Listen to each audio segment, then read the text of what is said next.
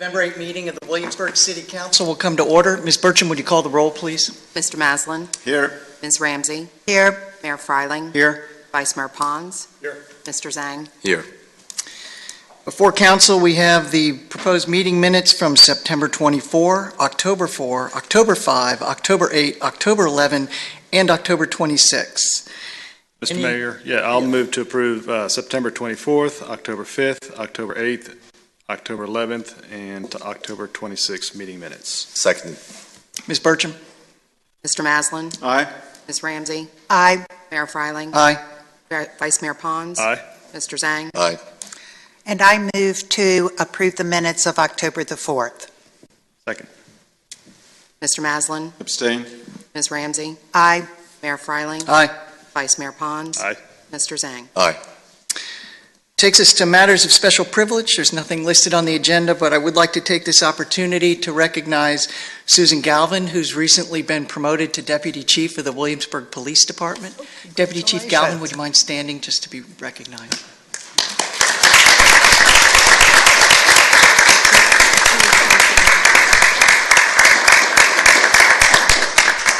Thank you for everything that you have done for this community over many years and the great contributions we know that you will continue to make. We have quite a list of activity here today. Even as a long-distance runner, I wasn't prepared for a marathon this afternoon, but we may engage in one anyway. We have 6 public hearings, the first of which is a public hearing to consider appointments, reappointments to the Williamsburg-James City County School Board. We have received interest from 2 parties, Ms. Nina Simone and Ms. Kira Cook. If there is anybody who would like to nominate anybody else to a school board appointment consideration, are you going to tell me something, Michelle? They may do that during the public hearing, and also the public hearing is for the purpose of receiving comments regarding the applicants already received. I was just getting to that. Thank you. So if anybody would like to make a nomination of another person, please come forward during the public hearing. If you'd like to say anything in support of the 2 names I've already mentioned, Ms. Simone and Ms. Cook, you're welcome to do that as well. We have several speakers cards which I will go through first, after which we welcome anybody else to come forward. I would ask each person when you approach the podium to please offer council your name and address, and if you could limit your remarks to 5 minutes or less, we would greatly appreciate that. The first speaker's card I have is from Nina Simone. Good afternoon. My name is Nina Simone, and I live at 210 Matoka Court here in Williamsburg. I have applied for the position on the school board. I'm a resident of Matoka Court, but prior to that, my husband and I were able to buy our first home on Braxton Court through a partnership between the City of Williamsburg Redevelopment and Housing Authority and VHDA. There's 3 things you can know about me. 1, I'm an online instructor. I work with online courses of 70 or more students. My job involves managing the digital platform, managing the administrative needs of students, assisting in curriculum design and assessment, and doing the grading. I interact with students all day, every day. I field their excuses, answer their questions, repeat the answers, make them read the syllabus before I repeat them again. This work has inevitably altered my understanding of what students need prior to graduating high school, not only in terms of academic skills, but in the ability to self-lead, to take initiative, and engage learning versus just seeking a grade. In addition, we as a school division are grappling with technology. We must constantly reevaluate both the limitations and the potential of digital education and take the proper steps to equip teachers to use these tools most effectively. Technology, yes, can make education more efficient, but we should never assume that it's making the work of education easier. It's simply changing the curriculum. Number 2, I am a writer. I recently finished a position with a religious magazine in Richmond analyzing and reviewing church resources. Prior to that, I worked as a marketing writer, developing brands and messaging for dental and medical practices and design firms. As a school division, we must be committed to transparent, updated, accessible communications, both externally and internally. Externally, communications build clarity and trust. Internally, communications create culture. 3rd, I am a parent. I have 4 daughters. My oldest is in 6th grade at Berkeley Middle School. I have a 4th grader and a kindergartner at Matthew Whaley, and my youngest will start kindergarten the fall of 2020. So let's do some crazy math. At the end of this school board term, I will have a 10th grader, an 8th grader, a 4th grader, and a 2nd grader. 4 kids, 3 WJCC schools. We will be teaching driving and reading that fall. All of your prayers are appreciated. It is imperative that we have parents of young children on this board. As we all know, what happens those first years of elementary school highly influence what happens those last years of high school. On this board, we need parents who are on the ground in our schools, some days literally. We need more citizen advisory committees, both for the division to gain the insight of the parents in various demographics, but also for parents to feel more ownership within the division. My graduate training is in religious education and spiritual formation. As both a committed practitioner and a student of the Christian faith, I've learned to hold things in tension. Throughout Scripture, we see time and time again a theme of already, but not yet. Rejoice and keep waiting. We have already accomplished so much in our school system, and we should be proud, and we are proud. But we have a lot more to get done. We need to move from a testing culture to a culture of engagement. Continual testing and evaluation often dominates instruction time. We need to imbalance engagement with an appropriate level of assessment. This summer, legislation passed that extended recess based on continual research that unstructured recreation significantly supports learning within structured environments. We need to act on the legislation. We have an incredible community in this city filled with people with education and resources. We need to work to promote partnerships within our schools. We have already accomplished so much, and we should be proud, and we are. But there is so much more to get done, and I would be honored to contribute to that work. Thank you. Thank you, Ms. Simone. The next speaker's card I have is from Claire Jacobs. Welcome, Ms. Jacobs. Thank you. Good afternoon. My name is Claire Jacobs, and I live at 117 Thomas Cartwright. When Nina asked if I would speak on her behalf, the first thing I thought was, wait a minute, I want to be on the school board with Nina. Should we consider that a nomination? Well, unfortunately, I'm in James City County, but I would like to tell you that from 2000 to 2015, we had 2 daughters in James City County Schools, Williamsburg, James City County Schools, and I had the great opportunity to be the PTA president at James River, James Blair, and Jamestown. So over that period of time, I had the opportunity to work with a lot of different people. And I can tell you that Nina Simone is absolutely a person that you would want to work with. In my mother's world, one of the highest compliments she could pay someone would be to call them a good egg. Nina Simone is a good egg. And let me tell you what that means in our mind.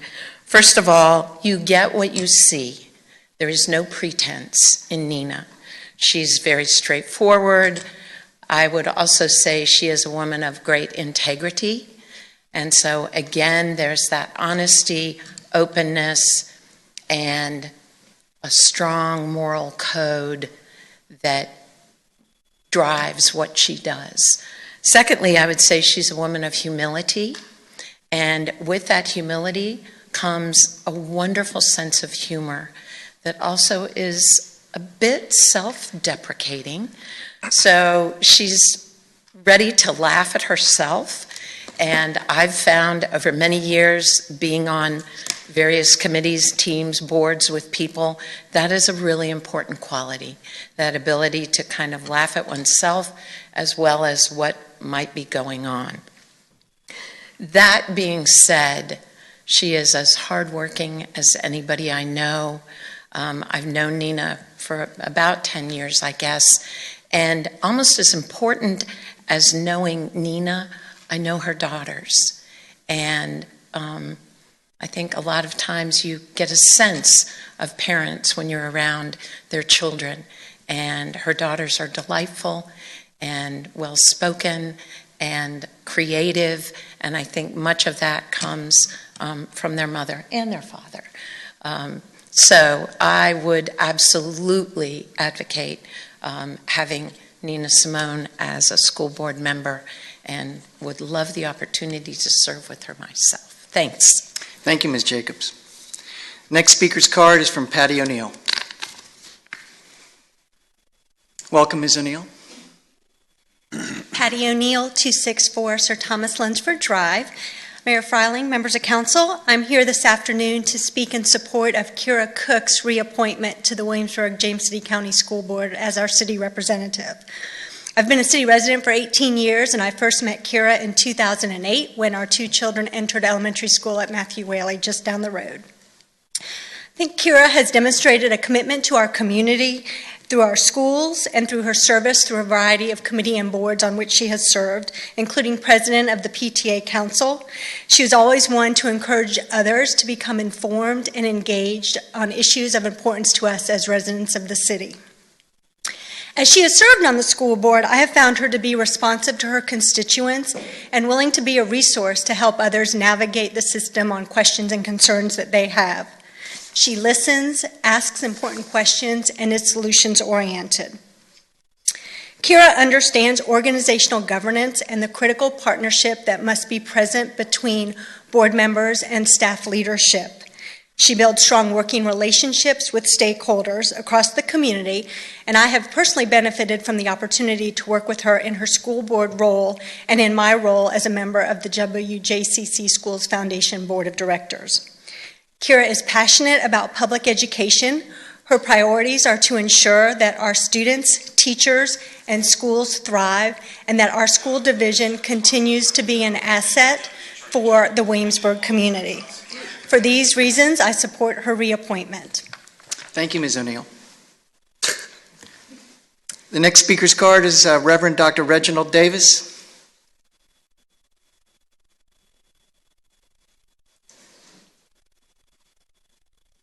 Welcome, Reverend Davis. Thank you. I'm Reverend Dr. Reginald F. Davis, pastor of First Baptist Church, and my wife and I are here to support a wonderful person by the name of Nina Simone. I have known her and her family for many years since they have been here, and she's very dedicated to the education of our children. When I think about where we rank in education, as far as America is concerned, we're about number 26. And this is why I support Mrs. Nina Simone, because I believe that our nation can do better with our children. The wealth of the nation is not in Wall Street. It is not in our stocks and bonds. It is in our children. And I believe that if we invest in our children the proper way, I believe that we can move up the ranks as far as our education of our children. So this is why I believe that Sister Nina Simone will be a great asset on the school board, because she has experience in curriculum development. She committed to the education of our children. She has 4 children herself. And this is what we need. We need investment in our children. We need to place a demand on our children so that they can learn. I think that our nation deserves better. I think our children deserves better. And I believe that Mrs. Nina Simone can help us to get there. And so, therefore, I support her wholeheartedly. My wife and I do see, I thought I saw Bobby Braxton here. Lord have mercy. So I'm supporting her wholeheartedly because I know that she will be a great, great asset on the school board. So again, if you want somebody who has a great personality, someone who is a team player, someone who has commitment, I think you can get a greater person than Nina Simone. Thank you. Thank you, Reverend Davis. The next speaker's card I have is from Stacy Kern-Shearer. Welcome, Ms. Kern-Shearer. Hi, thank you. My name is Stacy Kern-Shearer. I live at 513 Newport Avenue. So thank you for your time and for your service to our city. I am speaking today in support of Nina Simone's application for the school board. Nina and I were neighbors on Braxton Court for many years. Although now we no longer live next door to each other, our families have remained close. It was Nina and Travis and Sophia and Olivia. There was not yet Leela and Ruthie. They were the first people we met when we moved into our home here. Literally, we were hardly out of the car in the driveway when Nina came to welcome us to Williamsburg. When Nina told me that she was putting forth her name for consideration today, I was thrilled for our city. One thing about Nina that I glimpsed on that first day that has come into sharper relief during the last several years is her deep, deep love for Williamsburg. Having attended William and Mary and settled here, she is rooted and deeply committed to our city and its success. She has often discussed ways to get involved and now is taking the needed steps to do so. Nina and her enthusiasm and genuine affection for Williamsburg has no doubt inspired and affected those, like me, who have the fortune to know her. I am certain that her devotion to our community would provide a strong foundation on which she would work tirelessly as a school board member. Nina's commitment to Williamsburg is surpassed only, I think, by her devotion to her family. As a mother of 4 kids, as you know, 3 of whom are in WJCC schools, Nina knows firsthand the issues in our schools, and particularly with regard to early childhood curricula and development. So I'll finish with this. When I think of Nina, I think of Williamsburg, her commitment to her children, her warmth, her creativity, and her reasonableness. She is both a thinker and a doer. If you talk to Nina, you will see that she brings people together. She values and genuinely listens to the concerns and thoughts of others. As her neighbor and her friend, I have observed her ability to so thoughtfully articulate her position on any number of topics that one discusses among friends. I believe that as a member of the school board, Nina would work hard, listen, and study. She would build relationships, and always with her love for our city and our children as her touchstone. Williamsburg would be very lucky to have such an incredible servant. Thank you. Thank you, Ms. Kernshire. I have one more speaker's card. Janice Norcutt? Okay, just wanted to check. Anybody else who'd like to come up and address council on this matter? Nominations or speaking for either interested party? Seeing no one, we will close the public hearing. And Ms. Shelton, I'm sure you'll jump in and correct me here, but I believe that council now cannot make an appointment until at least 7 days following this public hearing. That's correct. And since the public hearing is now closed, we can no longer accept nominations for this position. That's correct. You are not allowed to appoint someone whose name has not been brought up in this hearing. So if you had someone else's name who came up, you would have to hold another public hearing. Okay. Questions? And is it our intention to make an appointment at the next city council meeting?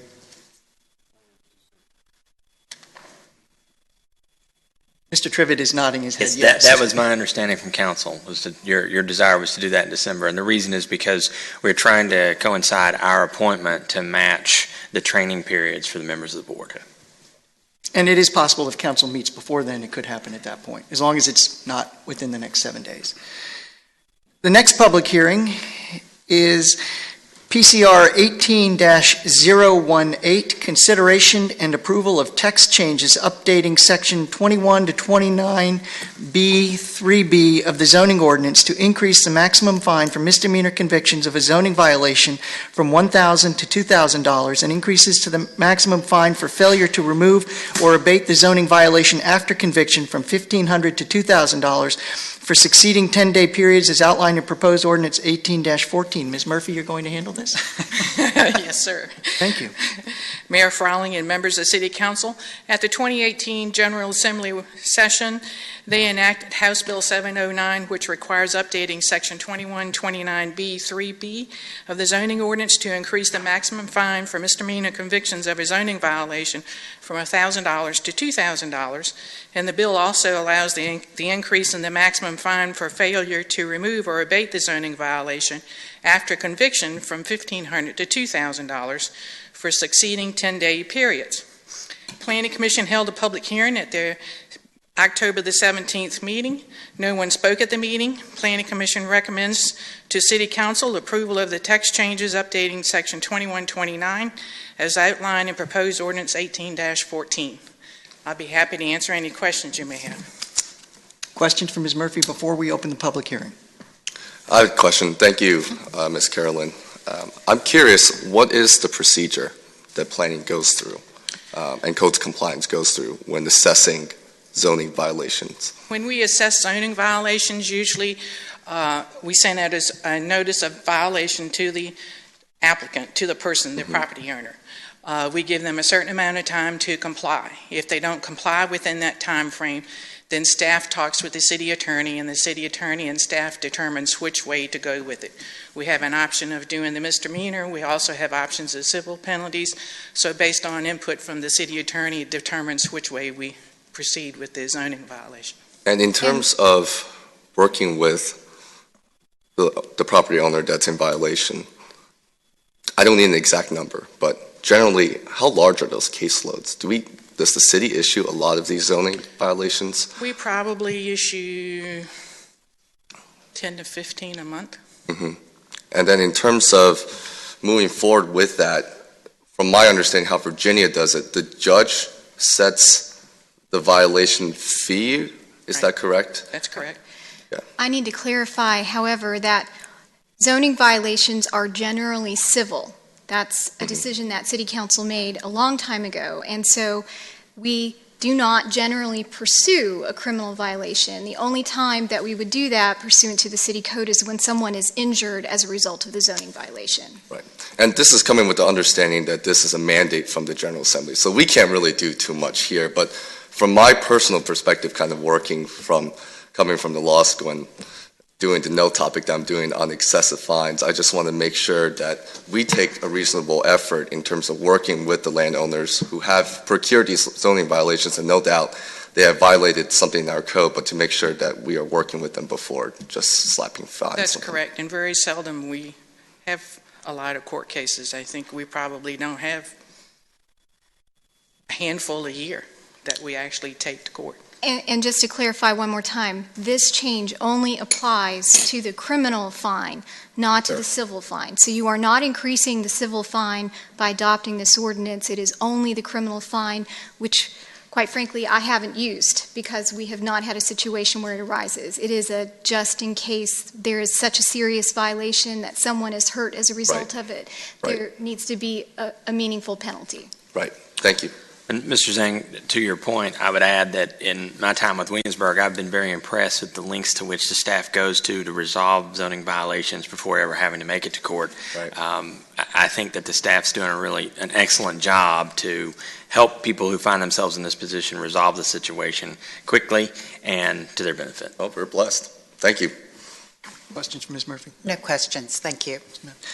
Just one clarification. And again, recognizing that this only deals with the criminal side of a complaint against an individual property owner, all we're doing is matching state law and increasing the maximum fine. We're not imposing a fine or a minimum fine. That's correct. Right. Okay. Just want to clarify that. With that, we will open the public hearing. Anybody who would like to address council on this matter, please come forward. Seeing no one, I'll close the public hearing, come back to council for discussion. I think perfectly comfortable with raising the fine. Same with me. No question. Do I hear a motion? I move to approve proposed ordinance 18-14, updating section 21-29B3B of the zoning ordinance to increase the maximum fine for misdemeanor convictions of a zoning violation from $1,000 to $2,000 and increases to the maximum fine for failure to remove or abate the zoning violation after conviction from $1,500 to $2,000 for succeeding 10-day periods. Second. Ms. Bertram? Mr. Maslin? Aye. Ms. Ramsey? Aye. Mayor Freiling? Aye. Vice Mayor Pons? Aye. Mr. Zhang? Aye. This brings us to our third public hearing, PCR 18-021, consideration and approval of text changes to the zoning ordinance by adding a definition to section 21-2 for solar energy system, adding section 21-625 to chapter 21, article 4, supplemental district regulations for solar energy systems, and updating the design review guidelines for solar energy systems. Ms. Murphy. Again, at the General Assembly in their 2018 session, they enacted House Bill 508 that mandates amendments to the City of Williamsburg zoning ordinance regarding solar energy systems. The city has reviewed the bill and proposed the following ordinance amendments and update to our design review guidelines to meet the mandate. Text changes to define a solar energy system and allow solar energy systems in the city meeting their following criteria in my memo, such as meeting building code, fire prevention code, not being permitted in the Colonial Williamsburg Historic Area, CW, Systems being located outside of the Colonial Williamsburg historic area but are located in an architectural preservation district or corridor protection district are subject to review and approval by the city's Architectural Review Board. The Architectural Review Board amended their design guidelines to address solar energy facilities. The board held a public hearing at their September 11th meeting, and the board recommends approval of the attached update to the design review guidelines. Planning Commission held a public hearing in October. No one spoke at the meeting. Planning Commission recommended the City Council adoption of proposed ordinance number 18-12 to add a solar energy system definition to section 21-2 and add section 21-625 to supplemental district regulations for solar energy systems to the zoning ordinance, and proposed ordinance number 18-11 updating the city's design review guidelines as they pertain to solar energy systems. I'd be happy to answer any questions you may have. Questions for Ms. Murphy before the public hearing? No questions. No question. Ms. Shelton, just one clarification. This is a citywide guideline, but there are some elements in here that specifically address the Colonial Williamsburg historic area. I'm assuming that because it's a citywide guideline, I am not... You simply need to make the disclosure. Yeah. So with that, I'll disclose right now that I'm an employee of the Colonial Williamsburg Foundation. Really? I know they're surprised too. Anybody who'd like to address council on this matter, please come forward. Seeing no one, we'll close the public hearing and come back to council for discussion. So I think, the availability of a supplemental energy source to, that residents can take advantage of, I think is a positive thing, and look forward to supporting it. Yeah, and I wanted to just compliment, I know this was really mandated by the General Assembly again, but just wanted to compliment staff and Planning Commission for reviewing and providing input on putting this into our zoning ordinance, and looking forward to seeing people take advantage of it.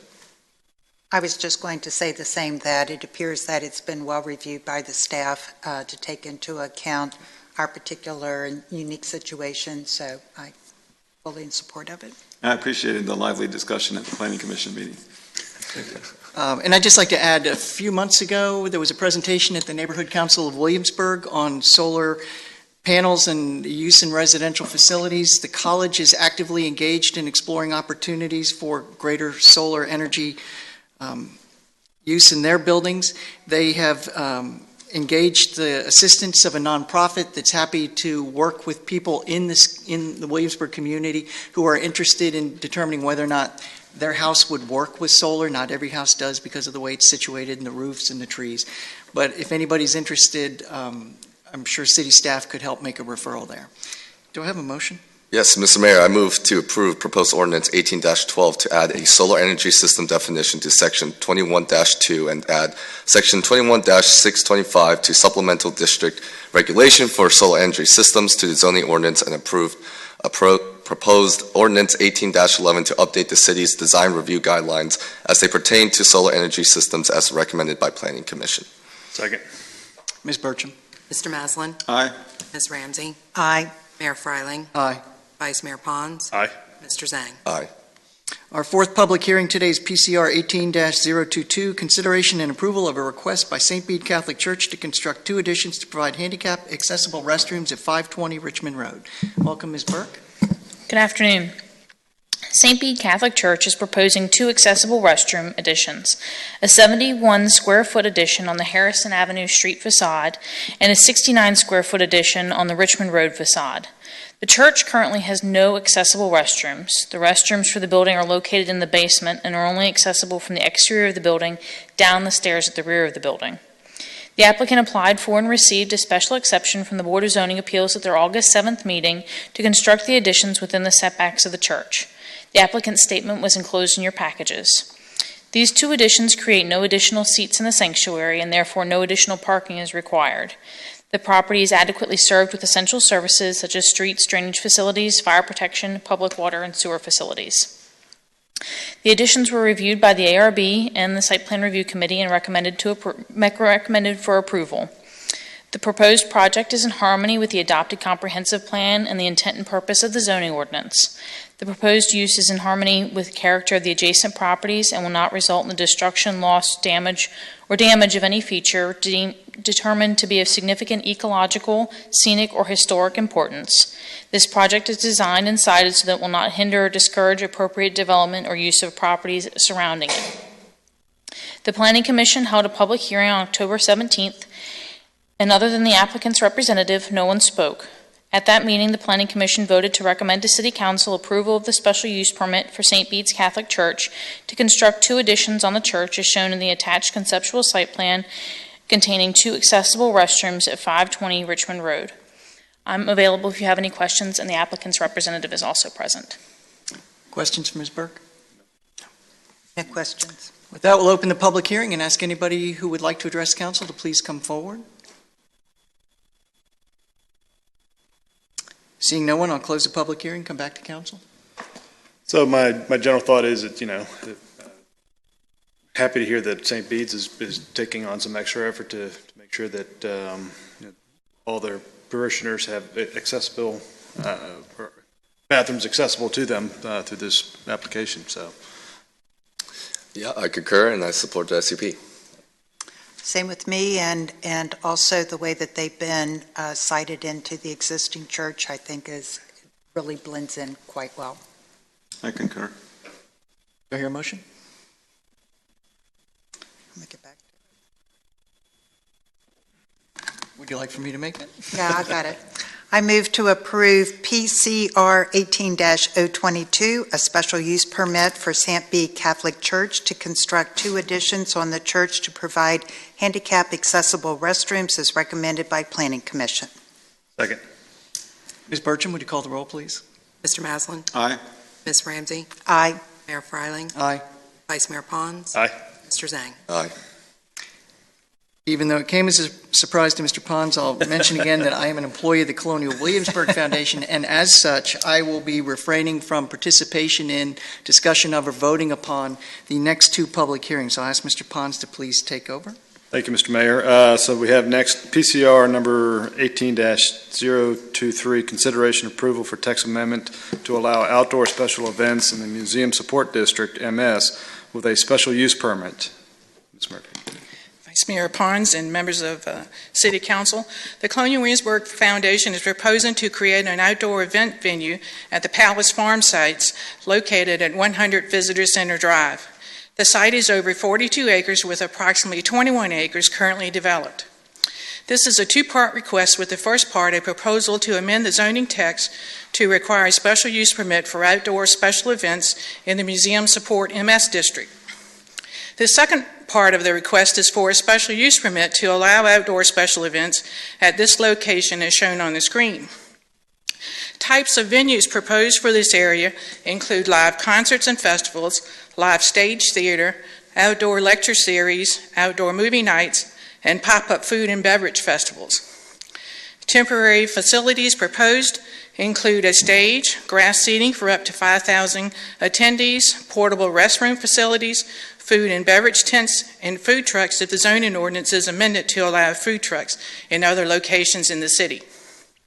The size of the stage and fencing will depend on the venue.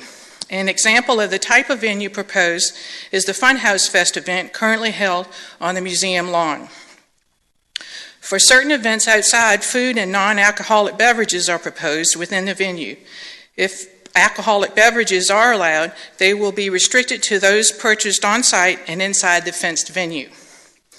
Parking is available at the site and across the street at the visitor center. Access to the site from the visitor centers is by the pedestrian bridge across Visitor Center Drive. The 2013 comp plan designates this parcel as Colonial Williamsburg Support, which states that the Colonial Williamsburg support uses include a variety of commercial and industrial facilities that supports the functioning of the Colonial Williamsburg Historic District. I include in your information the special use permit section and criteria for granting a special use permit. The site currently contains a parking lot, the relocated windmill, and closed interpretive site. The parking lot was constructed and used as an overflow lot for the visitor center and has mainly been vacant for years. The applicant has applied for a text amendment to add outdoor special events as a special use permit in this district. They have also applied for a special use permit to allow outdoor special events at the site as described previously. The proposal is to install temporary staging, portable restrooms, temporary food, beverage tents, and grass seatings for up to 5,000 attendees. All temporary installations will be removed following each event. This property is currently underutilized, and the applicant is proposing to use a portion of the property for a variety of special events to attract more visitors to the city. There is ample parking on site and at the visitor centers across the street to accommodate parking for this venue. Those parking at the visitor center have a safe route to the site with use of the pedestrian bridge across Visitor Center Drive. Planning Commission held a public hearing at their October meeting. Other than the applicant, no one spoke at the meeting. Planning Commission recommends to City Council approval of the proposed ordinance number 18-13 to add outdoor special events to the Museum Support District with a special use permit. The Commission also recommended approval of the special use permit request to allow outdoor special events at 100 Visitor Center Drive, subject to the 4 conditions as outlined in my memo. 1 being the fire department must inspect and approve the tent and stage installations. 2, all tent, stages, and portable restroom facilities must be removed after each event. All amplified performances must cease by 11 p.m. and the permit shall expire December the 31st, 2020. I'll be happy to answer any questions you may have. Mr. Duncan with the foundation is also present to answer any questions you may have with him. Are there any questions of Ms. Murphy before we? I have 2 quick questions. Thank you, Ms. Murphy, for your presentation and for your memo. First, I noticed with the Site Plan Review Committee that they have recommended, in terms of the SUP request, to give them 2 years. That's correct. What was the rationale behind that? They thought that 1 year, given that it would be starting up probably sometime in the middle of next year, an extra year would be helpful in order to have 2 seasons to determine if the event was successful or not. They didn't think it takes probably 1 year for the word to get out that that's what's going on. And do we expect that the applicant will come back to city staff and, basically share their findings on whether what's working, what's not? I think if the venue is successful, they'll have to come back and ask for another special use permit since we put a 2-year time limit on it. Gotcha, understood, and I think that's reasonable. Second question, in terms, you went through a lot of the administrative requirements, fire department, police department. Sounds like another, just any special event, but this is going to be, in terms of the zoning text, it's going to be a by right use. So would the foundation have to go receive? It's not a by right use. It's a use with a special use permit is what staff is proposing. It's a use by right. Okay, understood. Thank you. Okay, thank you. And thank you, Ms. Murphy. And my question may be somewhat similar to Mr. Zhang's in that if approved and it's stated for outdoor special events, would Colonial Williamsburg need to get approval per event, or as long as it fell into that broad category as listed here, they would be able to hold it without coming before anyone? They would be able to hold these outdoor special events at that location for these 2 years if this time limit is approved by council. The permits that would be needed, of course, is the ones with the fire department inspections, and if the tents and so forth are large enough that require a building permit, they would have to get those permits for approval. But it would allow these events for, as staff's recommending and planning commission's recommending, up for 2 years. But to somewhat fall under the umbrella of the type of special events that was listed in their request. That's correct. Thank you. And my concerns about traffic, 2 questions. Number 1, what discussions have there been with the National Park Service? Superintendent Kim Hall opined on the possibility of traffic backing up into the Colonial Parkway. We sent the Park Service a notification since they're an adjacent property owner and did not hear any concerns from the Park Service. the applicant may be able to address that if they've talked specifically to them. As far as traffic's concerned, I think staff looked at the traffic, and the city engineer and I looked at the traffic, and you've got over 400 spaces on the lot, the lot that's on this side, and we have over 700, almost 800 spaces just for the visitor center across the street. So with those two combined parking lots, we didn't think any additional traffic study needed to be done because they've already been approved previously for those two locations. And my concern is that having an event where everybody's arriving at the same time and leaving at the same time. Has the applicant considered having other events, smaller events that might meter in and meter out that traffic? Well, I think the events proposed are a range of smaller events to the larger events similar to the Funhouse Fest, and I think with the Funhouse Fest that they would make arrangements to control traffic similar to what we do downtown currently. Thank you. And Vice Mayor Pons, if I could ask that you clarify that the public hearing is for both the text amendment and the special use permit, because you only identified one in introducing the matter. Okay. Yeah. So this I'm going to open the public hearing for both PCR number 18-023 and PCR number 18-024. Thank you. Would anybody in the audience like to come forward and speak on this? Maybe Mr. Underwood? Okay. Anybody else? Seeing none, I'll close the public hearing and then come back to council members for further discussion and possible motion. This is an exciting opportunity and I support it.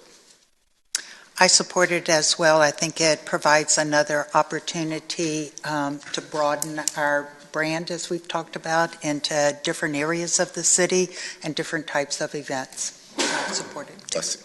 No comment. Well, I would agree. This is a piece of property that once was used, but is now not. The parking, was used back in the days when Glen Williamsburg was able to sell a lot of tickets, and market forces have changed. And I think what Glen Williamsburg has introduced here is something that will hopefully be attractive to a new market moving forward. So I too support it. Is there a motion? I move to approve proposed ordinance 18-13 to add outdoor special events to the Museum Support District MS with a special use permit, and to approve a special use permit for the Colonial Williamsburg Foundation to allow outdoor special events at 100 Visitor Center Drive, subject to the 4 conditions recommended by Planning Commission. Second. Mr. Maslin? Aye. Ms. Ramsey? Aye. Mayor Freiling? Abstain. Vice Mayor Pons? Aye. Mr. Zhang? Aye. Well, that concludes our public hearings for the day and takes us to our reports, the first of which is... Oh, Mr. Mayor, I was wondering if I can make the motion. So in the interest of time and based on council's previous review of the several items on today's agenda, I would like to make a motion for block approval for the following items. Number 1, under reports, A, approval of a budget amendment for fiscal year ending June 30th, 2019, proposed resolution 18-10. Number 2, under unfinished businesses, approval of resolution 18-11, opposing offshore oil and gas drilling and exploration, including seismic testing off the shore of Virginia. B, approval of resolution 18-12 to approve revisions to the joint exercise of powers agreement with the Colonial Group Home Commission. C, approval of the 2019-2020 goals, initiatives, and outcomes as presented. D, approval of resolution 18-13 establishing the 2019 City of Williamsburg legislative agenda. And that's it. And may I just, go ahead. No, you go ahead. I was just going to mention that the last 4 items that Mr. Zhang has mentioned have all been previously presented to council. We've had our discussion. There's no public hearing associated with any of these items. I'll second it. Okay. And let me just also add that the budget amendment is to accept grant money that the city has received from various sources, so it has nothing to do with expenditures. We have a motion second. Ms. Ramsey, did you have something you wanted to add? No, I just wanted to clarify about the budget amendment. Okay. Any discussion? Ms. Burcham? Mr. Maslin? Aye. Ms. Ramsey? Aye. Mayor Freiling? Aye. Vice Mayor Pons? Aye. Mr. Zhang? Aye. I believe this takes us to new business. Have I missed anything? City manager We skipped reports. over reports, sorry. City monthly department operating reports. Yes, Mr. Mayor, they've been submitted. If there are any questions, we're available to answer. City manager reports? Nothing today. Anything, questions? City attorney report? Nothing today. Now that takes us to unfinished business, which we have already completed, and new business, the first of which is the fiscal year 2020 budget calendar. Mr. Trivett, will you be handling that? I think I'm going to ask Ms. Dameron to come up and just very quickly review the budget calendar. The purpose of this item is really just to give you some insight on the important dates, what we're going to be doing over the next few months as we get ready to prepare the budget, so that you can make sure your calendars are available for the dates that we've picked. Correct. And I'm going to start with November. There are a couple of dates that have already occurred. And of course, November focuses on the goals, initiatives, and outcomes. Also, department heads will begin discussions on the capital improvement program. In December, we begin to focus more on the capital improvement program, the status update for fiscal 2019. We plan to utilize the budget module in the new city's financial software. So we'll conduct some training regarding how to use that, and department heads and constitutional officers will begin to input their budget requests. January will be a busy month. The capital improvement status update will be finalized, and the Planning Commission will receive the status update report. In January, the Planning Commission will hold a public hearing on the capital improvement program. Budget requests from the operating budgets will be due, as will the outside agency budget request. Revenue projections will be finalized, and the month will end with the City Council retreat on the budget preview and long-term financial outlook. That will be January 31st. In February, we've allowed for some additional time, if needed, for the continued budget preview and long-term financial outlook. I will note a couple of changes to the schedule that you have in your packet. We will plan, if we need additional time, to bring the preview and additional long-term planning on February 11th at the regular scheduled work session rather than the February 5th date listed. And if we need additional time, we'll look within that second week of February. City Council and City Manager will also receive input on the capital improvement program plan from the Planning Commission in February.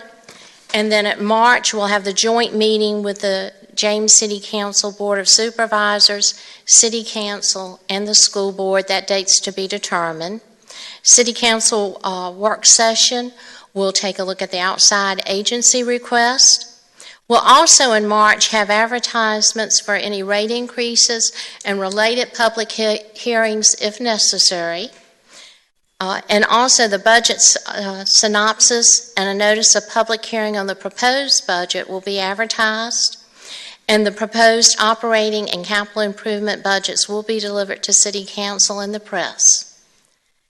In April, the City Manager will report on the proposed budget at the Neighborhood Council of Williamsburg, and then there will be a budget overview at the regular scheduled council work session on April 8th. And the public hearing on the proposed budget will be held April 11th. And then in May, the budget will be approved on May 9th. Again, please take a look at this. If you see any conflicts with the dates, let us know, and we'll work to get those rescheduled. Any questions or concerns? Ms. Dameron? Thank you. This is not for you, Ms. Dameron, it's for my colleagues. One point I'd like to emphasize is that January 31 City Council retreat on budget preview. It'd be really important to make sure that works for everybody's calendar, and if it does not, we need to communicate with city staff and get that rescheduled soon. Well, it will come up later that I think that's the date of the Global Film Festival that's going to be here, and if it's something that's going to be supported, it would be a conflict there, I believe. Then we can look at making a revision to that. Okay. Other questions? Thank you, Ms. Dameron. I'd also like to acknowledge she read a lot of opportunities in that document for public input. please, if you have thoughts or ideas or anything you want to share about the budget, get involved in the process. The earlier you can do that, the better. We very much appreciate hearing from anybody who has an interest on this topic. It is one of the more important things that City Council does. The next item on new business is consideration and approval of an award for $25,000 from the Tourism Promotion Contingency Fund to the William and Mary Global Film Festival. Will staff be kicking this off in any way?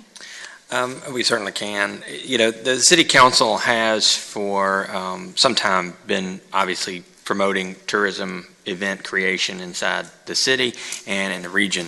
One of those efforts some years ago was to create the Tourism Promotion Contingency Fund. In the last budget year, this fund went unfunded. It had no money in its line in the budget. And this current fiscal year, however, we did allocate $50,000 to be available for granting out to unexpected tourism opportunities. And there's a process, a policy that the council has previously adopted. Following that policy, AV Adventure, on behalf of the College of William and Mary, have made an application to benefit from it for the production of this year's Global Film Festival. The staff, in accordance with the policy, reviewed the application, and has recommended an allocation from that fund of $25,000. Staff, of course, is here to answer any questions if you'd like to hear from us on our review of the application, but probably more importantly, the applicant is here to help justify their request. Hello, yes. And we will begin. I'm Liz Sykes, and this is Adam Stackhouse. We produced the Global Film Festival, and it is a 4-day arts festival in the winter, late January, early February. Generally a lower time for tourism in the area. It is a destination tourism event for 4 days, and it's a huge town gown opportunity to showcase the local area, talent, and unique cultural events. The programming features films with Q&A sessions with special guests, such as directors, producers, actors associated with the films. There's live performances, music, dance, professional workshops, both with the festival guests and William and Mary alumni that return who are working in the arts to offer workshops, and then receptions, which offer great networking opportunities for attendees. And one important note about the programming is that we really strive to make it accessible for everyone in the community. So, for example, last year of the 17 events in Kimball Theater, half were offered for $5 or for free, and all 24 professional workshops were offered for free. 2019 is going to mark our 3rd year involved as producers of the festival. Prior to our involvement, it was run by a professor at the college with a class doing the production work for academic support. We were brought in by the college to transform the event, try to broaden the scope, the programming, and the outreach for it, to really make it a marquee destination event for the area, bringing in programming that you would otherwise not be able to see in this region, and while having a mix of alumni, local community members, and tourists coming to the area to participate in the festival. Last year, or I should say 3 years ago, the first year we were involved was the transition from the old leadership into our involvement. I believe you have an extended version of this in the letter that was submitted. Don't know if you have that in front of you now.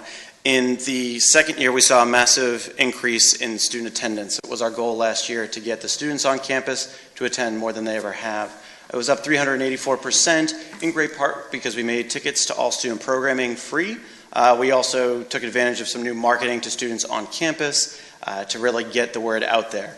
This year, we're really focused on extending the tourism event and wanting to get folks, especially beyond the Williamsburg area, aware of the festival, coming to town, spending overnights, and visiting. You can also see the numbers on the workshops, which once we got involved, we really drummed up the importance of having these free educational programs available to both the students and the community and general attendees.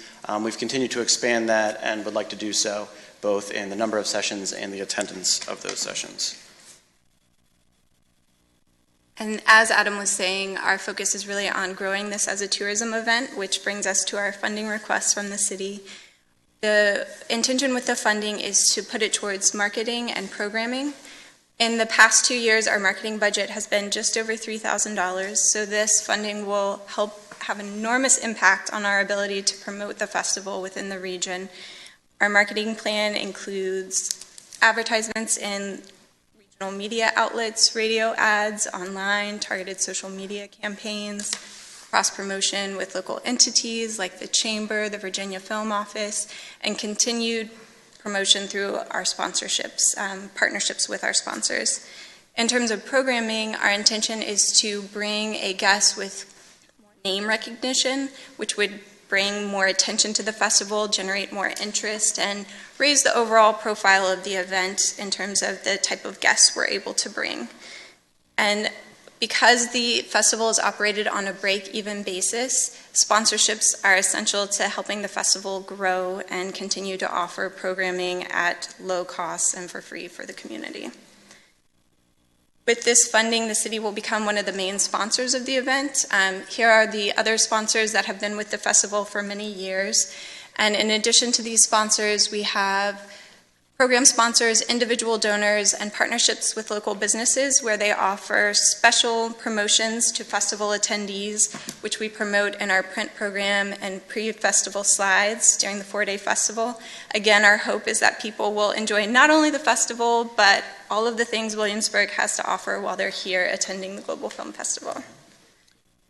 As far as our long-term vision for the project, currently, we do have a big focus on film and television, but we're hoping to broaden the overall scope of the festival to include a wider variety of the arts, music, dance, visual arts. We've already begun doing this through the workshop programming, bringing back alumni who work in these fields to directly interact with attendees of the festival, but we're also looking, and we have music performances and dance tied to several of the films if you've been to the festival in the past couple of years.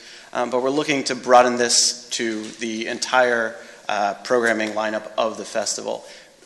In conjunction with William & Mary's development of the new Visual Arts Center, we are looking to potentially have this range into a multi-venue festival that takes place throughout the city. This year we're looking to expand into a theater on campus running concurrently with the Kimball Theater to have a 2-venue theater setup, but we're looking to grow that even further moving forward. Overall, thanks for the opportunity and consideration here. The contribution from the city would have a transformative impact on the festival and the ability to reach more people and get them aware that this is a thing that's happening. Thank you, Ms. Sykes. Mr. Stackhouse, do we have any questions from council? Yeah, one or two. So obviously you want to gain attendance from out-of-market people, bringing them in and make this a destination driver. How do you plan on tracking where they come from? One of the things that we've asked of other that get grant money is to come back and report where folks came from. Is that something? Yes, and so that has been one of the challenges working with Kimball Theater, their ticketing system. We have used a combination of their ticketing system and online ticketing system, Eventbrite, for the past. So we plan on focusing on using Eventbrite, which will facilitate us tracking where people purchase their tickets, their home base, and help us get an understanding of the breadth of our attendees. And in the past, for similar events, we've done exit surveys kind of around the lobby, getting a feel for how they felt about the programming, but also, where'd you hear about it, where'd you come from? So that's something we could definitely implement with a larger marketing budget for 2019 festival. So if and when we would come report on the events and where the money was spent on marketing and the efforts that resulted from it, we'd have tangible stories from folks and know where they came from. Is Glenn Close going to sign on as a... We're not allowed to talk about marketing, the programming for the next. Glenn is a great example of an alum who is very much, if William & Mary brings her back the next time she comes, the film festival is going to be the venue to do that. And I can't speak too much to that, but looking at alums like Glenn Close and Patton Oswalt and these names from William & Mary that are kind of household national celebrities is part of the intention of the festival moving forward. As the college is generating a lot of alumni working in the entertainment industry, they're really exciting, and this is the place to bring them back to show off what they're doing and hopefully generate excitement in the community and surrounding region for others to come back and see that. Thank you. Thanks. I actually had a real quick question. Can I ask staff one Sure. quick question? Ms. Dameron, in terms of, I don't have my budget book with me right now, but in terms, how much money do we have left in this contingency fund? Any idea of the ballpark with that? I want to say that this may leave in there about maybe 50,000. Yeah, so currently you have the full amount that was allocated during the budget approval of $50,000. If you granted the request consistent with staff recommendation, it would leave half of that, $25,000, for future applications. Thank you. In terms of this question for you, thank you for coming here today and presenting. Obviously, we've seen you here before, and you have a proven track record, so we appreciate your coming here and presenting. So you had mentioned, Liz, from going from 3,000 to 25,000, and you kind of mentioned some of the factors going into it. And this is, I know you want to bring someone else of higher recognition, but that's not necessarily from marketing. That's probably going to come from operating, right? So in terms of going, I'm just trying to grapple with my mind from 3,000 to 25,000, doing all the things that you're doing, that's strongly amplifying marketing efforts. So is this going to be more directed towards regional, certain theaters or marketplaces within the entire United States? Kind of what is your vision with kind of making that big jump? Sure. That's me, basically. Sure. It's focused on the region, and that is one of the pieces of feedback we've gotten from people time and time again with the festival in the 3 years we've been involved, is that people just simply aren't aware of it, or they think it's just an event for students on campus. So we really want to make sure people are aware that it's a public event, strongly encourage that the public attend and take advantage of the free workshops, the free programming. We always have a free family program, for example. And so our focus is to partner with media outlets, regional media outlets, to get people who could drive 2-3 hours to come to Williamsburg for a long weekend and enjoy the Global Film Festival while also staying in the hotels, enjoying the local restaurants, and really thinking of this as an annual event they'll attend. Yeah. Okay. I'm just curious, because I'm not an expert in this, but how many other, I guess, regional localities around the peninsula do some sort of film festival? Does Norfolk do something like this? Virginia Beach, Richmond? And I'm just curious, kind of what is, what are kind of their stories and what drives their success and all that? Sure. Mm-hmm. Yeah, right now, like, as far as the scope of this festival related to others within the state, I think the closest one of similar scope would be the French Film Festival and the Richmond International Film Festival, 50 miles up that way. The Virginia Film Festival is the, I would say, front runner of festival size and scope in Charlottesville. It takes place every November.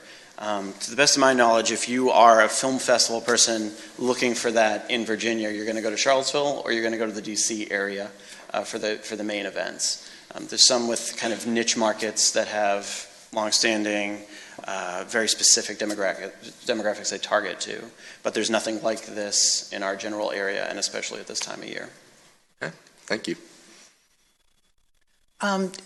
Thank you, Liz and Adam, for being here. And I just want to comment that I attended the festival 2 years ago. I was out of town I was there at 17. I was out of town this year and unable to attend. And because of the depth and the breadth of and the quality of the productions, I've been attending some of your Global Film Festival ambassador meetings to just help provide support and learn more about it. So I appreciate you being here. I just wanted to follow up on the question about other film festivals in the area. You mentioned that Charlottesville is in November. When is Richmond's festival typically? Do you know? The French Film Festival is generally in March, and the International Film Festival in Richmond, I believe, is in the fall. Yeah. The French one tends to draw a larger attention in the press. Yes, the French Film Festival has been long running. The Richmond International Film Festival is still relatively new. I believe it's 4 or 5 years old. So you did say fringe, right? Yeah. Yes. Okay. Fringe. Yeah, I attended one in Canada and just thought I was hearing you right. And so this would provide something at a time frame where it wouldn't conflict or create people to have to choose typically between coming here or going to something in the fairly close area. Correct. Yes. Okay. Thank you. Comments later. Thanks. Is there any opportunity to leverage or spotlight locations in the Williamsburg area for future film shoots? That's a good question. Yeah, as far as the programming offered by the festival, a lot of it from the workshops and the guests and whatnot end up being conversations, panels, practical production. We don't really have a lot of film scouts per se. However, in trying to increase our efforts working with the Virginia Film Office for example, we are able to kind of say what Williamsburg would have to offer. From our perspective as event producers, I think that would be a really interesting thing to do, to meet with the city, to say like, hey, what kind of package could you put together for filming here beyond, like Churn in the historic area kind of thing. There's more Williamsburg has to offer than kind of colonial sites as far as filming is concerned. So that's something we could actually put together and have as an opportunity for working more at the state production level. I think those outlets would be more fruitful than promoting that during the festival itself. But there's no reason we couldn't include that as part of the production paperwork, if you will, the program. Thank you. So in the guidelines for this the contingency fund, there are two key elements that I just haven't heard addressed. I'm sure you have a plan. One is that the project that is to be funded drives overnight visitation. The second is that it shows a return on investment. So you answered Mr. Pond's question about how do we know where the people are coming from.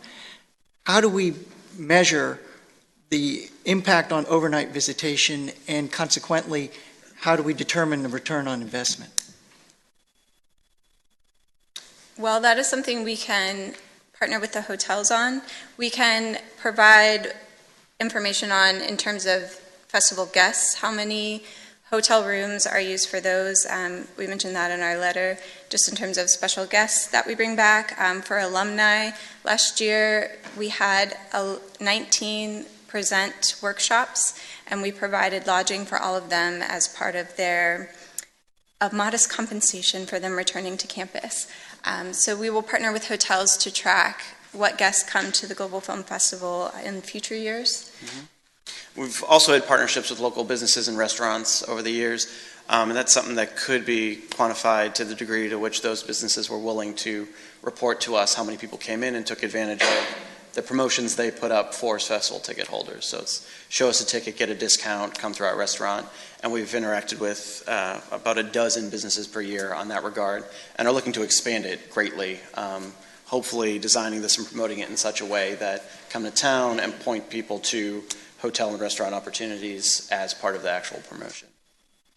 And if I may suggest just something for you to consider, on your website, which in case anybody's interested is wmglobalfilmfestival.com, you have restaurants listed there. It would be nice if you'd think about partnering with City of Williamsburg hotels and listing them on the website, and then working with those hoteliers to communicate to you, based upon these referrals from your website, what bookings they may generate from that. That would be very helpful to us after the fact to gauge the success of this. The schedule appears to be January 31st to February 3rd. Yes. It directly conflicts with the retreat mentioned earlier. What is the schedule on the 31st? 31st will likely be an opening night programming, probably from 7 p.m. to around 11 p.m., with one or two main programs in the Kimball. There will likely be daytime workshops, academic focused, hosted on campus, but the real Kimball programming will kick off early that evening. And the theme of this year's festival? We did away with the theme when we came on. When we came on for the 10th year, it became the 10th anniversary, and the 11th year we didn't have a formal theme, and we've kept that moving forward, finding and working with filmmakers and alumni that it's much easier to justify people coming back without it having to adhere their latest project to a specific theme for the festival. So we've put a large focus on highlighting William & Mary alumni, but also finding movies in international in scope, but also recent things you can't find on streaming, critically acclaimed features, guests we have access to, and to be able to program to the best of our ability. We found that having the theme is a detriment. At the same time, this year's informal programming track is the 100 Years of Women at the College of William & Mary. So we're doing a highlight on many alumni and strong female protagonist films and female filmmakers, bringing them back to campus to promote women-generated media. And when do you expect to have 2019 program information available on your website? After you hear from us? December. The programming we're looking to, we're going to have programming confirmed by around this time next month, mid-December, most of it. Things kind of trickle in based off the festival circuit up till the end. The question is, depending on our marketing efforts, if we ramp those up to the larger scope next month, or if we're doing a quieter thing, that would probably only be launched in January. given the local scope, depending on what we did. That's all the questions. Any other questions for the applicant? Thank you. Come back to council for discussion. I'm excited about the opportunity to feature Williamsburg in a new way that's puts us on the map as something different than what we've been for the last 50 years. And I think the work that the college and now AV Adventures is doing with the Global Film Festival will help in that regard. So I think with some additional enhanced tracking in terms of where guests come from and ROIs, I think, which is all relatively easy to attain, and certainly I'd be happy to help in any way I can. I look forward to supporting it. And I concur. I think based on what staff and the staff-driven grant review committee had met, I had posed the question from 3,000 to 25,000. Convinced me I was a little bit too candid there, but I think generally to make this into a destination driver, which I think has tremendous potential for improving the vibrancy of our downtown. I think when I posed that question, I think staff had already had that discussion as well, and and I appreciate what the mayor had asked with the 2 prongs within the guidelines as well. It's good to hear from that, and I'm looking forward to seeing the measurable data that we can collect on this, and wish them all the success. I will support it.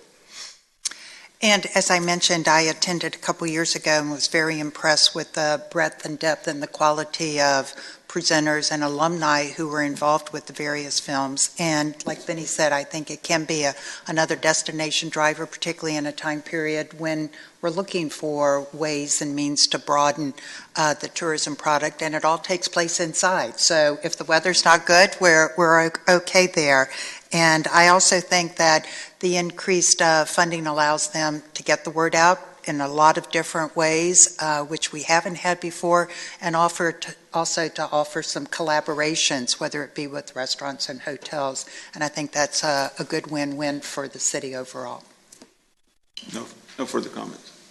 Well, I'll just throw in my 2 cents. That doesn't get us to 25,000 yet, but Mr. Zhang, to your point, with the $3,000 in marketing that they were able to do previously, right, you can imagine how far that does not go. Right. So by increasing the marketing component of this effort, it would seem to me there's great capacity to grow this event. It's one of our larger indoor venues in the city, over 4 days, and I love music festivals and beer festivals and art shows, but this is different from a lot of the other projects that have come before us and been proposed. So that combined with what I think is a strong track record of the AV Adventure team and the high quality work the college puts into everything, to me suggests that this event has significant potential. I hope we don't give it too much publicity locally that it sells out and then the out-of-towners cannot attend. But we certainly welcome everybody in the community joining in. Do I have a motion? I move that the City Council authorize the City Manager to award $25,000 from the Tourism Promotion Contingency Budget to AV Adventure for the production of the William & Mary Global Film Festival, consistent with the existing policy. Second. Ms. Burcham. Mr. Maslin? Aye. Ms. Ramsey? Aye. Mayor Freiling? Aye. Vice Mayor Pons? Aye. Mr. Zhang? Aye. This takes us to the next item of new business, which is consideration and approval of a PPTA interim agreement with Henderson, Inc. for the redesign and construction of a section of Monticello Avenue from the intersection of Richmond Road to the intersection of Trayburn Drive, including right-of-way widening, the installation of parking, landscaping, and the addition of a multi-purpose trail, cycle track, new signalization, sidewalk, street lights, and pedestrian safety measures. Mr. Small, welcome. Thank you, sir. Before you today is the consideration of the interim agreement for Monticello Avenue Improvements Project. As the mayor mentioned, the project is the reconfiguration of the streetscape between Richmond Road and Trayburn Drive, with most of the work going on between Garrison Avenue and Mount Vernon Avenue. And it is to provide for, again, on-street parking, landscaping, and the addition of a multi-use trail, protected bicycle lane, signal modifications, sidewalks, LED streetlights, and pedestrian safety measures. The cross-section that you see here is shown as from the public design charrette that the city held in September of 2017. As you're aware, the city received an unsolicited PPTA proposal for design build of the project from a team led by Henderson Inc., which is an established and reputable Williamsburg area contractor. Following the PPTA guidelines established by Council in 2016 and approved to proceed earlier this year by Council, City staff evaluated the proposal and then advertised for competing teams for design and construction of the project. No proposals were received during that period. Therefore, per the guidelines, we proceeded to negotiations and further discussions with Henderson. Due to the uncertainty with certain design aspects and the utilities that are in the area, staff has recommended proceeding with an interim agreement with Henderson and their design team for the design phase of the project at a cost of $269,601. A comprehensive agreement to cover construction is anticipated in probably May or June of 2019, with project funds available in the city's CIP budget for the project. And I'd be happy to answer any questions. Questions, Mr. Small? I don't have any questions right at the moment. I don't have any at the moment either. No questions at this point? I participated in the workshop, and one of my concerns was I know the city was trying to come up with traffic calming methods there. My concern is that with the parallel parking, we may end up having paralyzed street there. And I do appreciate local radio now has traffic reports for Monticello, and so we'll be able to stay tuned for that. Is there any opportunity for planning as part of this an exit strategy should the parallel parking not be favorable there? And also maybe making the parking spaces longer so people do not have to stop traffic and back into them. So if Mr. Small doesn't mind, I'll jump in just for a second. Can you go back to that cross-section, Aaron? So this is the design that we've been working from as a concept. And so with where we are in the PPTA process is the interim agreements. Now is the time to make what we consider to be minor adjustments to this plan. We wouldn't want to completely change the cross-section, but if there were things that we identified that we were concerned with, now is the appropriate time for us to address them as we finalize design plans post-interim agreement being executed. So that's exactly the kind of feedback that we need to get now as opposed to later. I think it is possible, and I was speaking with the Director of Public Works earlier today, it is possible that if this design ended up being the ultimate plan, and this is what we construct, and we find that within 6 months, a year, it has, as you said, paralyzed traffic on Monticello. We can make adjustments, but I think it's even more appropriate for us at this juncture to discuss this thoroughly to be sure that that's the step we want to take, because it will be harder to make those adjustments post-construction than it would be to make the adjustments now. And just as a follow-up to that, and Mr. Maslin's question, other than sort of extending the length of a parking space, what other minor adjustments can you make with what's already sort of in the plan? Well, and it's difficult because we do have a little bit of outside pressure in that the adjacent development, this is the city's portion of that project. And so the adjacent development being Broad Street's Midtown, they have asked us to try and coordinate completion of our work with the completion of their work. So that's one of the reasons why we don't want to completely overhaul this design. Things that we could look at, obviously the parking, should it be included, should it not be included, should it be included on one side versus both sides, the lengthening of turn lanes, those are the kinds of things that we can consider that would be minor adjustments to the plan. What we would not want to do would be to start talking about should it be a single bicycle track lane versus a bicycle track on both sides, eating into the pedestrian pathways on either side of the project. Those are the topics that we try and avoid if possible.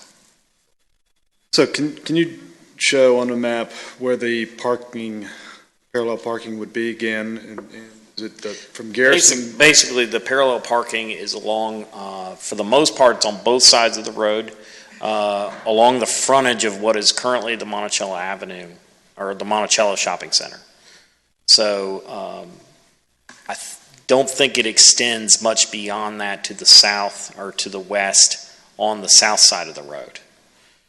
So in looking at this and expanding this diagram, it would be in each of those sections 1 and 2. Correct. And I guess this diagram shows not parallel parking, but angled parking, and so that's not the case, this particular diagram, if you expand that. I don't think he can expand. That's right. It's parallel according to the design. Right. Yes, it's parallel.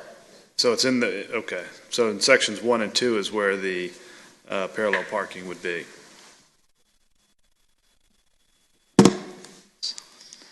Hard to see. You know, as this design as this concept, let's call it a concept because it's not really a design, materialized, the conversation that was had was that the Midtown development is designed to be much more urban than what's there now, right? The shopping center that's there now is traditional suburban development. It's hard to tell from this diagram, but if you go back to the cross-section, Aaron, what you can see is that the buildings are very close to the pedestrian pathway on the left-hand side. And so the idea being that you've got this parking in parallel adjacent to the bicycle track gives you that kind of urban design element. So, you know, we've all been to those cities, even large cities with major traffic congestion that have parallel parking. That's not to say that it will work for us, and that's why I think it's important to have the discussion now. And then between Garrison and Richmond Road, what you tend to have there is because of the turning lanes provided, we don't have the room on the, call it the Staples side of the road for right-of-way, for parking, and on the opposite side of the road, we need that for our turn lanes to provide an additional two-way left. So from my perspective, a couple of things that will really help the traffic flow on this street that may ameliorate any impact of the parallel parking are the enhancement of the turn lane, the right turn lane from Monticello onto Richmond Road, which right now is about 3.5 feet long. And, I mean, you can't put more than one car in that little turn lane. So we'll have more capacity. Right. We'll actually have a full right turn lane as well as a double left to turning so that'll make a big difference on moving traffic. Northbound. The other thing that seems as though it would really help traffic flow is the alignment of the entrance points to each side of the street, so that a curb cut on the Monticello side, Monticello Shopping Center side of the street would line up with the curb cut on the other side of the street. That's correct. We're actually relocating, the current plan is to relocate the entrance of the Monticello Shopping Center a little further, closer to Richmond Road, so then that traffic signal will actually move, and it'll align with the new College Row entrance. And then we will also have an entry point at Garrison Avenue that'll line up with Garrison Avenue. And then all the other offset entrances that are along that side of the road will disappear. So we won't have this hodgepodge of turns that we do now. So it's also the other enhancement that'll be provided with this overall project is the coordination of the traffic signals between Richmond Road, the new shopping center signal, and we're even going to talk to VDOT about synchronizing with Traver Drive. So with the development of this concept, notice I didn't use the word design there. Thank you. Did we do a traffic study to help us determine? Yes, there is an overall traffic study that was performed for the project post Midtown. Its conclusion would be about parking? That this is an adequate section and that parking would work. So worst case scenario, we go ahead with this concept into a design that incorporates the parallel parking on either side. We run into some congestion issues. At that point, parking spaces could be lengthened. Right. Or eventually eliminated and the lanes widened. Sure. I wouldn't even call that a worst case scenario. I think that. Well, I'm just saying that sure. we have a recourse if there are congestion issues. Right. And I think that I'm glad that you pointed out there are changes that we can make that don't result in a new construction project. You don't have to reconstruct the road. One of the things that Mr. Clayton and I talked about earlier today is that in some areas where they do have congestion on a street design like this in urban areas, they will actually limit the hours of parking so that during the busiest times, the parallel parking is not available. So that would be a very simple step that we could take to try and see if it's really the parking that's creating the congestion or if it's just the new development. Which would, I'm sorry to drag this out, but it'd be really interesting for this project because this is one of those areas where the street parking may actually be more in demand in the evening when the residents are at home as opposed to during the day when it tends to be, it's close to maybe the businesses on the one side of Monticello, but some of the farthest away from the businesses on the other side. Okay. Right, and the other thing that we're taking into account on the Monticello Shopping Center side is this will also allow for a bus pullout. So it's not complete parallel parking the entire width of that. So there is room for a full bus pullout at that point. So that's another enhancement because right now the bus would stop in the travel lane, Right. and this will allow the bus to exit the travel lane to load and unload. So that was my concern about the parking, and thank you, Mr. Maslin, for bringing that up, and I'm satisfied with the response that I got from staff and through this discussion. My only other question, and I concur with the mayor's points, in fact, he asked the questions that were in my mind, but in terms of some of the alternatives that you were discussing, Mr. Trivett, some of the smaller minor adjustments, that's not going to require any additional traffic impact study or any staff analysis on that, right? No, all you're doing is just kind of changing the hours of the parking. That's a very easy change. Right, but the ones to lengthening your the point space before, is another right. easy change. So we would take all the steps that we could before diving back into a construction project. But today we're just considering this interim agreement that leaves the room for that negotiating. Sure, and don't feel like, despite my comments probably leading you to the conclusion, that you have to determine that this is the concept you want to go with. As we move through the process of solidifying an interim agreement into an agreement, there'll be further conversations about design. I'm curious, has the developer, the owner, of the adjoining property, have they opined any of these similar concerns that we've aired today as well? At least in the conversations that I've been a party to, Right. they have felt strongly about having parking on the street. Yeah, that's good to know. I'm satisfied as well. Thank you.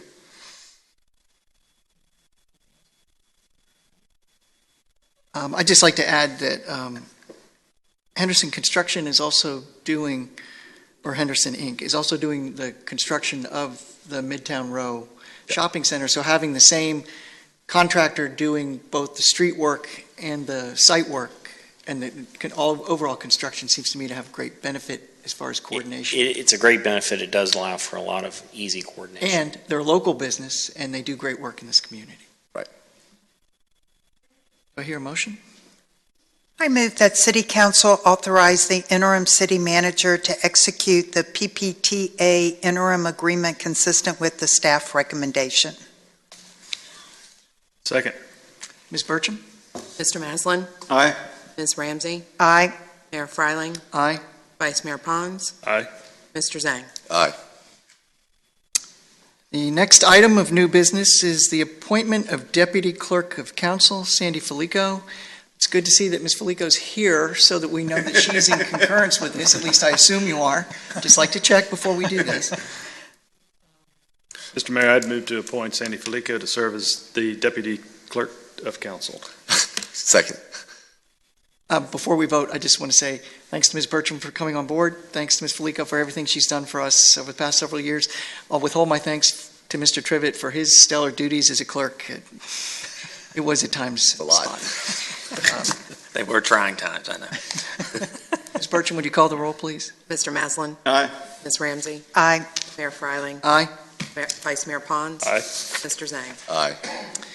That concludes new business and takes us to open forum. Anybody who would like to address council at this time is welcome to come forward, but I do have one speaker's card I would like to start with. Janice Norcutt. Oh, if you could wait till you come to the microphone so people can hear you. I can write this up and send it to you. We've been here as a community for a number of months from Brandywine off the Capitol Landing. And I thought we were maybe going to go over into what had been presented at the last meeting in more detail today, because I had questions on it. I didn't know what really we were formulating into the plan for capital landing. And I was wondering if it was more definitive than I read through all the material, I printed it out, but I see such general headings, and I just don't know if the things that we've been hoping for are included in that. I can type this up and send it all to you, and that might be a better way to use time. Is that preferable? I mean, if there's anything, as long as you're here today, if there's anything you'd like to share. And are you referring to the Parks and Rec plan that talked about parks and capital landing? Yes, and I know that there was mention of lawn bowling, which I know is a very high priority of my neighbor 2 doors down. She's going to Matthews County to do it at this point, and she goes, I think, once a week or once every 2 weeks, and she used to be able to go to the back of the inn, I believe. I haven't lived here as long as some of my neighbors. And I think that would be a great thing. The other thing is, I think we desperately need bike lanes. It's got the space there, and it would be a nice feed into Williamsburg, Colonial Williamsburg, and I'm hoping that they're going to do something. Okay, so let me just, bike lanes and racks. I know that seems to be a problem. That came up in your talk about leasing biking, and there's hotels there that probably would enjoy that. Not everybody wants to bring their bike with them when they go someplace. And I know in my old city, DC, we had lots of bike sharing, where you pay a fee and you can use it any place in the city. And it seems to work. It just seems to be growing. I was up there like a week or so ago. And I know we're maybe smaller, but we still have a lot of people who would like to bike. This is my wish list, and I've given you some before. I would like to see a small market on Capitol Landing. Someplace with fresh vegetables, fresh fruit, fresh meat, not packaged goods, not sodium, to the hilt, and not sweeteners, and not just frozen goods. It doesn't need to be gigantic. It needs to be a place for people to run in and walk in and not go so far from their homes. I don't know what the population on your street further up is, but there's like a number of houses all around there, and you have to get in your car to go anywhere to buy food if you want to do something. And our restaurants are pretty dated. I had asked about that. We have the 2 pancake houses and a pizza place. And there's so many other things out there. And I think that they're getting great traffic. I mentioned to you one that I particularly like, and I mentioned it to the mayor on Saturday. I went back on Saturday to try to get served there, and they still had a 45-minute wait. This is Panera's. They had posted signs handwritten on the doors that they couldn't take care of people for 45 minutes because they were getting so many phone calls in. It's the price point and the freshness of the food. I think that's very appealing to people. So I'm hoping we can get something like that, something reasonably priced, something where people can sit down or pick up if they're going home.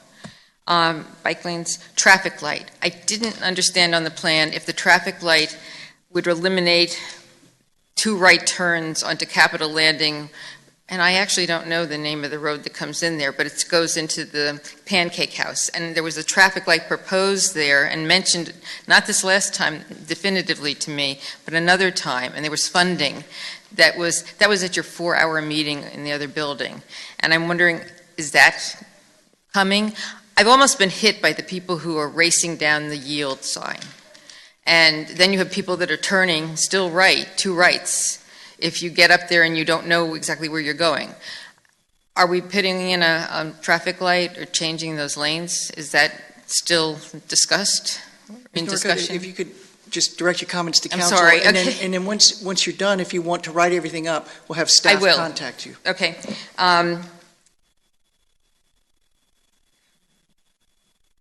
I'm wondering also, I watch the school buses, I watch the city bus. And the city bus, there's no coverings on a lot of places where people have to wait in the rain. And even in the school bus things, the little kids are standing with their parents. And I think covered bus stops are really important for people. It helps them want to take public transportation. It helps for safety, and it helps for their health to be good too. And there's a number of bus stops on that road.